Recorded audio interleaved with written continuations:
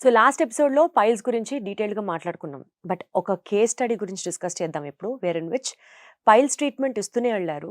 కానీ క్యాన్సర్‌ని చూడడం కంప్లీట్‌గా మర్చిపోయారు. డీటెయిల్‌గా డాక్టర్ గారు ఎక్స్‌ప్లెయిన్ చేస్తారు ఈ కేస్.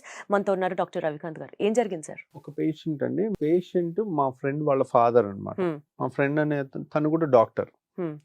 తను హైదరాబాద్‌లో ఉంటారు. "ఏరా మా ఫాదర్‌కి ఇట్లా ప్రాబ్లమ్ ఉంది" అంటే అక్కడ మా ఫ్రెండ్సే మిగిలిన వాళ్ళకి ఒకళ్ళకి చూపిచ్చారు. చూపిస్తే జనరల్ ఫిజిషియన్ అన్నమాట ఆ డాక్టరు. ఓకే. తను ఎగ్జామిన్ ఏం చేయకుండా ఇది పలానా డాక్టర్ చూడాలని ఒక సర్జన్ దగ్గరికి పంపించారు.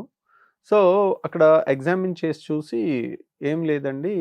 చిన్న పైల్స్ లాగుందన్నారు." వాళ్ళు ఒక 3 మంత్స్ మందులు వాడారు. తగ్గలేదు. అయినా బ్లడ్ మోషన్‌లో పడుతూ ఉంది. అలాంటి టైంలో మళ్ళీ నాకు ఫోన్ చేశారు. మళ్ళీ ఫోన్ చేస్తే ఏంటి కొంచెం చెప్పేది తేడాగా ఉంది అని చెప్పి, సరే వాళ్ళు ఆస్ట్రేలియాలో ఉంటారు. పేరెంట్స్ పెద్దవాళ్ళు హైదరాబాద్‌లో ఉంటారు. సో, సరే తీసుకురండి అని చెప్పి మన దగ్గరికి తీసుకొచ్చిన తర్వాత కొలనోస్కోపీ చేసి చూస్తే దాంట్లో క్యాన్సర్ ఉంది. అది కూడా స్టేజ్ 4 క్యాన్సర్ ఉంది. సో, మొత్తం లివర్‌కి స్ప్రెడ్ అయిపోయింది. మొత్తం పెద్ద పేగు అంతా కూడా క్యాన్సర్ ఉందన్నమాట.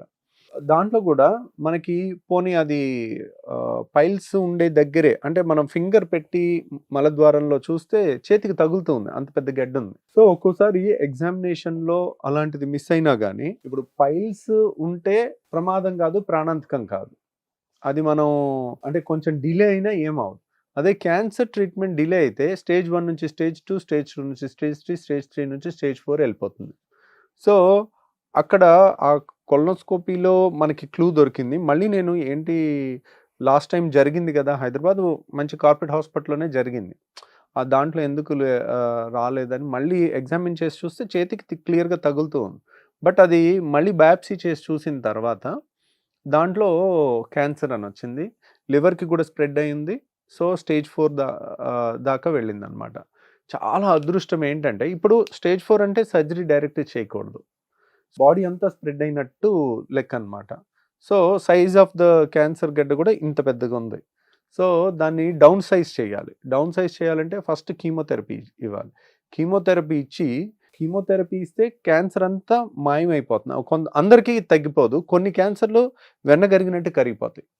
అట్లా కీమోథెరపీ ఇచ్చి కొంచెం సైజ్ తగ్గిన తర్వాత ఆపరేషన్ తేలికవుతది. క్యూర్ రేట్ బెటర్ అవుతది. అలా కీమోథెరపీ ఇద్దామని అనుకున్నాం. కానీ లివర్‌లో కూడా ఆయనకి స్ప్రెడ్ అయింది. లివర్‌లోది స్ప్రెడ్ అయింది కాబట్టి దాన్ని మనం కీమోథెరపీ ఇస్తే తర్వాత మళ్ళీ మనకు కనపడదు దాన్ని ట్రీట్ చేయటానికి. 99% చచ్చిపోయి 1% బతికున్నా గానీ లివర్ మొత్తంలో కనపడదు. ఇప్పుడంటే ఇంతలావు కనపడుతుంది. అందుకని అందరం క్యాన్సర్ డాక్టర్స్ వాళ్ళందరితో కూడా మాట్లాడి మనం ఏం చేసామంటే ఇక్కడ అబ్లేషన్ చేసాం. బిఫోర్ సర్జరీయే చిన్న వైర్ లాంటిది పెట్టి లేజర్‌తో కరెక్ట్‌గా ఎక్కడైతే ఆ క్యాన్సర్ ఉందో దాని మధ్యలో పెట్టి వేడి చేసేస్తే ఆ క్యాన్సర్ కణాలన్నీ చచ్చిపోతాయి. లివర్‌లోది మొత్తం రేడియో ఫ్రీక్వెన్సీ అబ్లేషన్ అని చేసేసాం. సో, లివర్‌ది సార్ట్ ఔట్ అయిపోయింది. ఇప్పుడు బాడీలో స్టేజ్ 4 అని అనుకున్నాం కాబట్టి కీమోథెరపీ ఇచ్చాం. కీమోథెరపీ ఇస్తే పెద్ద పేగులో ఉన్న క్యాన్సర్ ఇంత లావుదల్లా ఇంత చిన్నగా అయిపోయింది. ఇప్పుడు సర్జరీ చేసుకుంటే చాలా మంచి రిజల్ట్ వచ్చిందనమాట. సో, ఫైనల్ సర్జరీ కీమోథెరపీ అయిపోయిన తర్వాత 4 నెలలకి చేసాం. 4 నెలలకి చేసి మొత్తం క్యాన్సర్ గడ్డలు మొత్తం తీసేసి మొత్తం పేగంతా కూడా మనం ప్రాపర్‌గా జాయిన్ చేసి ఇలియాస్టమీ అనేది పెడతాం టెంపరరీగా. ఇలియాస్టమీ అనేది పెట్టి పేషెంట్ బాగా రికవర్ అయ్యారు. ఇప్పుడు సర్జరీ అయిపోయింది కాబట్టి మిగిలిన కీమోథెరపీస్ కూడా 12 కీమోథెరపీస్ ఇవ్వాలి. ఆపరేషన్ ముందు ఒక 4, 5 తీసుకున్నాము. ఆపరేషన్ తర్వాత మిగిలినవన్నీ పూర్తి చేసి మళ్ళీ వచ్చి చూస్తే ఇప్పుడు పెట్ సిటీ స్కాన్‌లో కంప్లీట్ రెస్పాన్స్ వచ్చింది. అంటే కంప్లీట్ రెస్పాన్స్ అనేది స్టేజ్ 4లో నా లైఫ్‌లో ఫస్ట్ టైం చూడటం. అసలు అంత అదృష్టం ఇంకోటి ఉండదు. ఇంత గెడ్డ తీసి పంపిస్తే దాంట్లో ఒక్క క్యాన్సర్ కణం కూడా బతికి లేదు. అంటే కీమోథెరపీతో క్యాన్సర్స్ తగ్గుతాయి. కానీ 90% తగ్గుతాయి. 90% కణాలు చచ్చిపోతాయి. 1%, 10% అన్నా బతికుంటాయి. మనకు తెలుస్తుందా సార్ ఏ క్యాన్సర్ రెస్పాండ్ అయ్యి చచ్చిపోతాయి సెల్స్, ఏది ష్రింక్ అవుతుంది సైజ్, మనకి ఏ క్యాన్సర్‌లో అన్నది అర్థమవుతుందా? తెలుస్తుందండి. ఎట్లా తెలుస్తుందంటే పెట్ స్కాన్ చేసామనుకోండి. క్యాన్సర్ కణాలు గ్లూకోజ్‌ని తీసుకుంటాయి. గ్లూకోజ్‌ని మన బాడీలో తీసుకునే అవయవాలు ఏంటంటే ఎర్ర రక్త కణాలు ఓన్లీ గ్లూకోజ్ మీదే బతుకుతాయి. బ్రెయిన్ గ్లూకోజ్ మీదే బతుకుతుంది. క్యాన్సర్ కణాలు కూడా గ్లూకోజ్ మీదే బతుకుతుంది. మనం పెట్ స్కాన్‌లో గ్లూకోజ్‌కి రేడియో న్యూక్లియైడ్ అతికిచ్చిస్తాం. మనం గ్లూకోజ్ ఐవి ఇచ్చి ఎక్కడెక్కడ క్యాన్సర్ కణాల్లోకి వెళ్తుంది, బ్రెయిన్లోకి ఎలాగే వెళ్తుంది, మిగిలిన చోట ఎక్కడెక్కడ వెళ్తుంది. ఇప్పుడు లివర్లో గ్లూకోజ్ తీసుకోదు, లివర్ అన్నిటినీ తీసుకుని ఎనర్జీ తీసుకుంటుంది. క్యాన్సర్ కణం ఎక్స్క్లూజివ్ గ్లూకోజ్ ఎక్కడికి వెళ్తుందో అక్కడ గ్లూకోజ్ ఉన్న ఈ రేడియో న్యూక్లియోటైడ్ హైలైట్ అవుతుంది అనమాట. సో మనకి ఆ కీమోథెరపీ ఇవ్వకముందు ఎంత గ్లూకోజ్ అప్టేక్ ఉంది, కీమోథెరపీ ఇచ్చిన తర్వాత ఆ గ్లూకోజ్ అప్టేక్ అంతా జీరో అయిపోయింది. అంటే చాలా కంప్లీట్ రెస్పాన్స్ వచ్చినట్టు.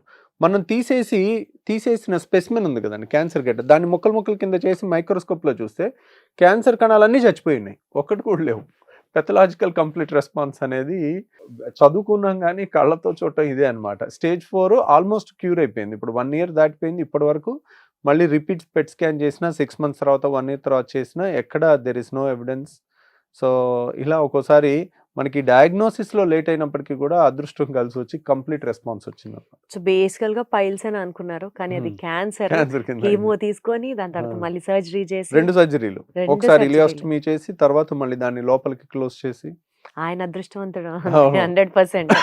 ఇప్పుడు ఆయన కంప్లీట్లీ ఫైనా sir? Completely fine, is practising normally. Wonderful. ఆయన ప్రొఫెషన్ ఆయన హ్యాపీగా చేసుకుంటున్నారు. అంటే పైల్స్ ట్రీట్మెంట్ లో పడిపోయిన ప్రతి ఒక్కరికి అమ్మో నాకు క్యాన్సర్ వస్తుందని భయపెట్టడానికి కాదు, దిస్ సిచ్యువేషన్ ఆల్సో ఎగ్జిస్ట్ కాబట్టి బెటర్ బీ కాషియస్ అన్నది ఒకటే చెప్పదలుచుకున్నాను. Thank you so much sir. Okay.